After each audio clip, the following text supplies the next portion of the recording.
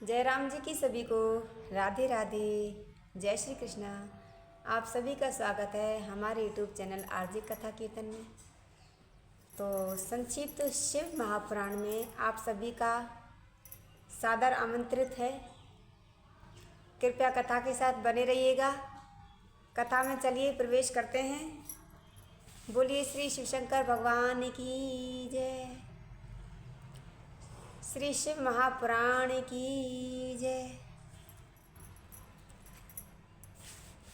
तो आज का अध्याय है महेश्वर का ब्रह्मा और विष्णु को अपने निष्कल और सकल स्वरूप का परिचय देते हुए लिंग पूजन का महत्व बताना।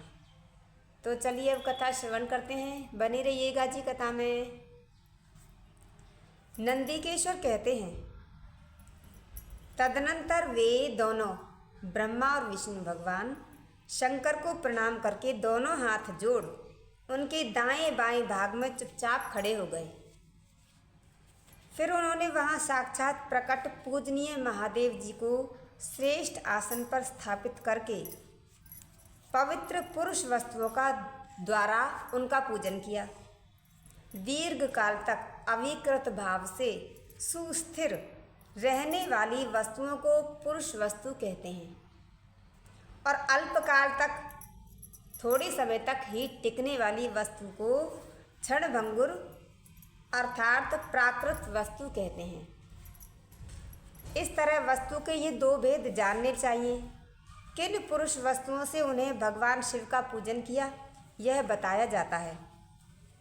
हार, नूपुर, केयूर, किरीट, मणिमय कुंडल, यज्ञोपवीत, उत्तरीय वस्त्र, पुष्पमाला, रेशमी वस्त्र, हार, मुद्रिका,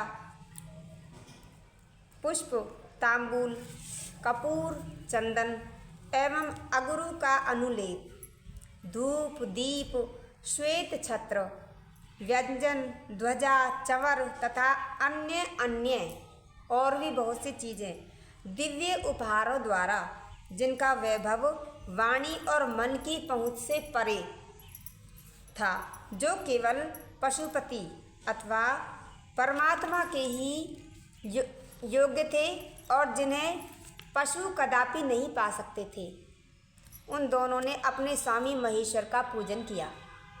सबसे पहले वहाँ ब्रह्मा और विष्णु ने भगवान शंकर की पूजा की। इससे प्रसन्न हो भक्ति पूर्वक भगवान शिव ने वहाँ नम्र भाव से खड़े हुए उन दोनों देवताओं से मुस्कुराकर कहा। महेश्वर बोले, पुत्रों, आज का दिन एक महान दिन है। इसमें तुम्हारे द्वारा जो आज मेरी पूजा हुई है, इससे मैं तुम लोगों पर बहुत प्रसन्न हूँ।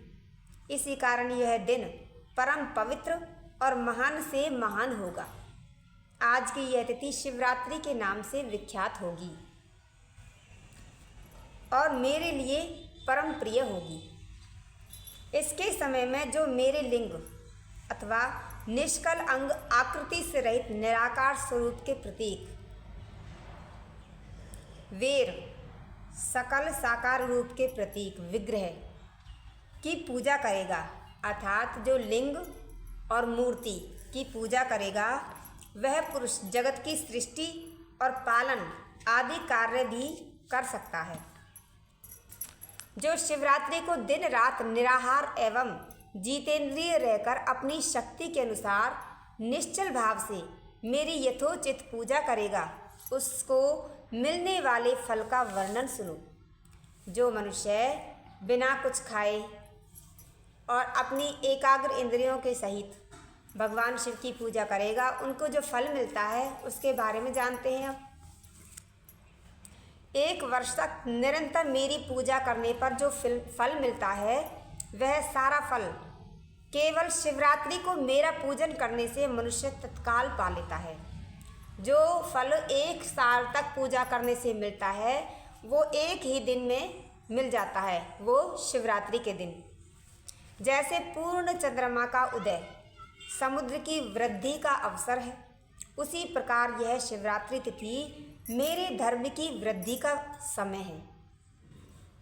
इस तिथि में मेरी स्थापना आदि का मंगलमय उत्सव होना चाहिए।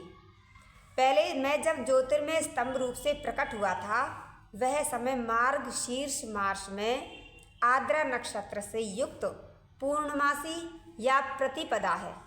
जो पुरुष मार्ग शीर्ष मास में आर्द्रा नक्षत्र होने पर पार्वती सहित मेरा दर्शन करता है अथवा मेरी मूर्ति या लिंग की ही झांकी करता है, वह मेरे लिए कार्तिकेय से भी अधिक प्रिय है। उस दिन को मेरे दर्शन मात्र से पूरा फल प्राप्त होता है। वो इतना शुभ दिन होता है कि केवल दर्शन करने से ही पूरा फल प्राप्त होता है। यदि दर्शन के साथ साथ मेरा पूजन भी किया जाए तो इतना अधिक फल प्राप्त होता है कि उसका वाणी द्वारा वर्णन नहीं हो सकता। वहाँ पर मैं लिंग रूप से प्रकट होकर बहुत बड़ा हो गया था, अतः उस लिंग के कारण यह भूतल लिंग स्थान के नाम से प्रसिद्ध हुआ। जगत के लोग इसका दर्शन और पूजन कर सकें, इसके लिए यह अनादि और अनंत ज्योति स्तंभ अथवा ज्योतिर्मय लिंग अत्यंत छोटा हो जाएगा। यह लिंग सब प्रकार के भोग सुलभ कराने वाला तथा भोग और मोक्ष का एकमात्र साधन है। इसका दर्शन, स्पर्श और ध्यान किया जाए तो यह प्राणियों को जन्म और मृत्यु के कष्ट से छुड़ाने वाला है। अग्नि के पहाड़ जैसा जो यह शिवलिंग यहाँ प्रकट हुआ है, इसके कारण यह स्थान अरुणाचल नाम से प्रसिद्ध होगा। यहाँ अनेक प्रकार के बड़े बड़े तीर्थ प्रकट होंगे। इस स्थान में निवास करने या मरने से जीवों का मोक्ष तक हो जाएगा। मेरे दो रूप हैं, सकल और निष्कल। दूसरे किसी के ऐसे रूप नहीं हैं। पहले मैं स्तंभ रूप से प्रकट हुआ, फिर अपने साक्षात रूप से। ब्रह्म भाव मेरा निष्कल रूप है और महेश्वर भाव सकल रूप, ये दोनों मेरे ही सिद्ध रूप हैं। मैं ही परब्रह्म परमात्मा हूँ। कला युक्त और अकल मेरे ही स्वरूप हैं। ब्रह्मरूप होने के कारण मैं ईश्वर भी हूँ। जीवों पर अनुग्रह आदि करना मेरा कार्य है। ब्रह्मा और केशव, मैं सबसे वृहत और जगत की वृद्धि करने वाला होने के कारण ब्रह्म कहलाता हूँ। सर्वत्र सम रूप से स्थित, समान रूप से हर जगह विराजमान और व्यापक होने से मैं ही सबकी आत्मा हूँ। सर्ग से लेकर अनुग्रह तक, अर्थात आत्मा या ईश्वर से भिन्न जो जगत संबंधी 5 कृत्य हैं, वे सदा मेरे ही हैं। मेरे अतिरिक्त दूसरे किसी के भी नहीं हैं, क्योंकि मैं ही सबका ईश्वर हूँ। पहले मेरी ब्रह्म रूपता का बोध कराने के लिए निष्कल लिंग प्रकट हुआ था। फिर अज्ञात ईश्वरत्व का साक्षात्कार कराने के निमित्त मैं साक्षात जगदीश्वर रूप में, सकल रूप में तत्काल प्रकट हो गया। अतः मुझ में जो ईशत्व है उसे ही मेरा सकल रूप जानना चाहिए, तथा जो यह मेरा निष्कल स्तंभ है वह मेरे ब्रह्म स्वरूप का बोध कराने वाला है। यह मेरा ही लिंग है, अर्थात चिन्ह है, निशान है। तुम दोनों प्रतिदिन यहाँ रहकर इसका पूजन करो। यह मेरा ही स्वरूप है और मेरे सामीप्य की प्राप्ति कराने वाला है। लिंग और लिंगी में नित्य अभेद होने के कारण मेरे इस लिंग का महान पुरुषों को भी पूजन करना चाहिए। मेरे एक लिंग की स्थापना करने का यह फल बताया गया है कि उपासक को मेरी समानता की प्राप्ति हो जाती है।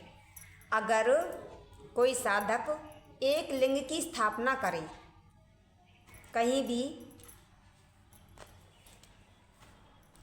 तो भगवान के समानता की प्राप्ति हो जाती है, भगवान के समान उपलब्धि हो जाती है। यदि एक के बाद दूसरे शिवलिंग की स्थापना कर दी गई, तब तो उपासक को फल रूप से मेरे साथ एकत्व रूप फल प्राप्त होता है, यानी कि सायुज्य मोक्ष की प्राप्ति होती है। प्रधानतया शिवलिंग की स्थापना करनी चाहिए। मूर्ति की स्थापना उसकी अपेक्षा गौण कर्म है। शिवलिंग के अभाव में यह सब ओर से सवेर अर्थात मूर्ति युक्त होने पर भी वह स्थान क्षेत्र नहीं कहलाता। सार यह है कि लिंग की ही स्थापना करनी चाहिए, वेर की अपेक्षा, मूर्ति की अपेक्षा।